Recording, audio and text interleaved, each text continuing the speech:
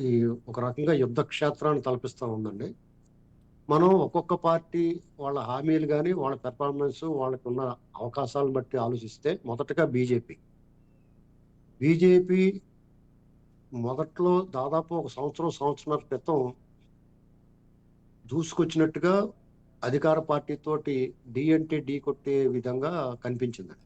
అయితే ప్రస్తుతం బీజేపీ బాగా వెనకబడ్డట్టు కనిపించింది. కానీ మోడీ గారు ఇంకా కేంద్రం నుంచి బీజేపీ నాయకులందరూ కూడా తరచూ తెలంగాణ సందర్శిస్తూ, పర్యటనలు చేస్తూ, సభలు, సమావేశాలు నిర్వహిస్తూ, రాజకీయ అలాగే ఇతర రంగాల్లోని ప్రముఖులు కలుస్తూ, వారికి మద్దతు సేకరించి, ఒక రకమైన హైప్ తీసుకురావడానికి మళ్ళా విశేష కృషి ప్రయత్నం జరుగుతూ మనం చూస్తా ఉన్నాం.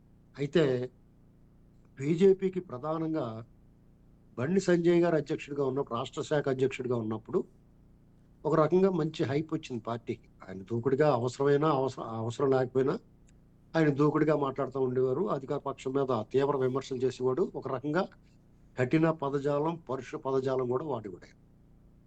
అయితే రాను రాను కాంగ్రెస్ పుంజుకున్నట్టు కనిపించింది. రాహుల్ గాంధీ గారి పాదయాత్ర గాని, అలాగే కర్ణాటక ఎన్నికల తర్వాత కానీ కొంచెం కాంగ్రెస్ పార్టీ పుంజుకుంది.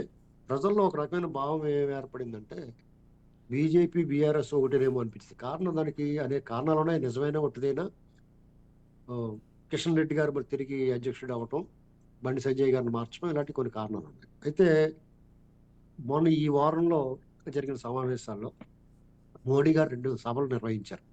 అందులో ఒకటి బీసీ కార్డ్. బీసీ ముఖ్యమంత్రి అనేటువంటి దాని మీద ఆయన ముందుకొచ్చారు.